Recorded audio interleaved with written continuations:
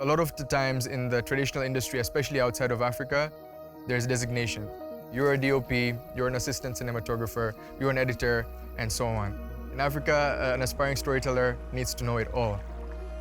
AFRISOS is an NGO. It stands for African School of Storytelling.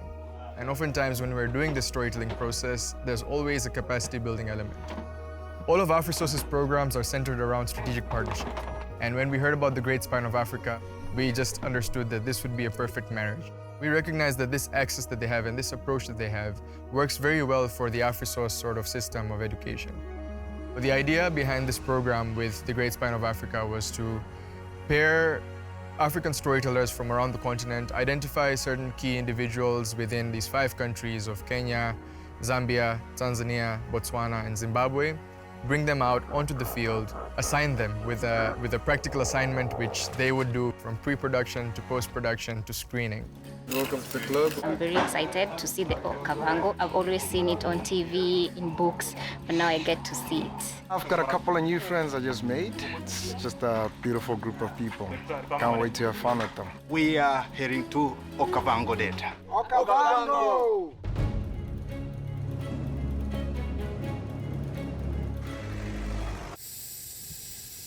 We are driving through the very sand area. Because this vehicle is heavy, the wheels are like sinking in the sand.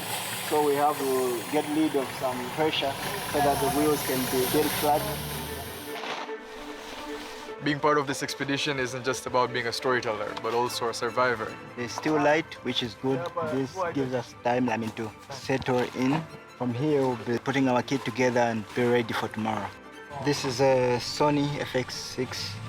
A camera like this is like perfect equipment you need for this kind of shoots. Each mentee was assigned their own story to tell. They were assigned a character, and this was assigned sort of by luck because there were sticks that were drawn that represented each character that we had pre-selected. The assignment was to produce a 1-minute story. We had 4 days for shooting and then 2 days for editing. Somebody shoot me. We wanted to balance out creative skills, technical skills, and this assignment allowed each mentee to have all sorts. I was assigned Chaz, who is a scientist. I was given Mr. Water. I was allocated a character named Mr. Case. The project that I picked was a YA woman who is a single mother. My character for this workshop is called Gibi, who is from the YA tribe. Getting all the things out for day 1 of expedition. Today we're only doing about 6 kilometers just to test out what it's like to be filming on a mokoro. I was very, very scared. How am I going to navigate on these small boats while carrying my FX6 and shooting? I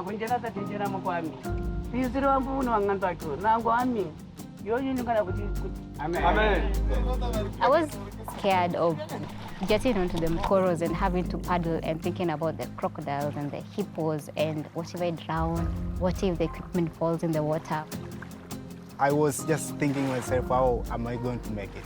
So the first day was very scary to me. A day on an expedition is hectic. It requires so much mental strength and to also be very disciplined, especially with time. If it's not time to eat, you can't eat. If it's not time to bath, you can't bath. But I love it. Every location we went to, we had to set up a production tent. Each and every one of us had to set up our own. It was something different and exhilarating at the end. Very informative and educative. I'm really, really proud of all the participants of this mentorship program. When I woke up, I already saw everybody's out and about, shooting, capturing the golden light. It's not always that you get opportunities like these, and I think that's one of the things that I was very excited about coming here. We are doing 30 kilometers today. How do you feel about that? Oh, 30 kilometers. Yeah, big day. How are you feeling? Such a long day. Another good day in the Delta. Filming is going okay, learning so many things in between, making some few hiccups here and there, which is making me just think like a producer, director, editor, everything all at one go, which is something I've never done. It was also exciting that you are thrown into the deep, and whilst in the deep, you are still guided to come out with good content and a functional story, which is different from a formal school.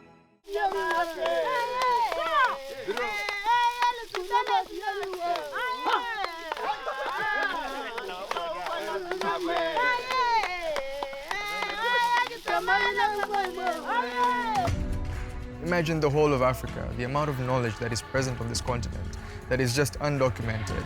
If we don't document this knowledge, it'll be wiped out off of the face of the earth forever. So we see this as a responsibility to preserve not just African indigenous communities, but indigenous communities all around the world. I found this expedition very powerful and impactful in my life. By having this partnership with an organization that has very strong relationships with community members on the ground, the Great Spine, it really allows us to work in a non-intrusive way, in a non-extractive way. When we're working with the indigenous people on the ground, telling stories about them, we're not telling stories only about them, but we're telling stories with them.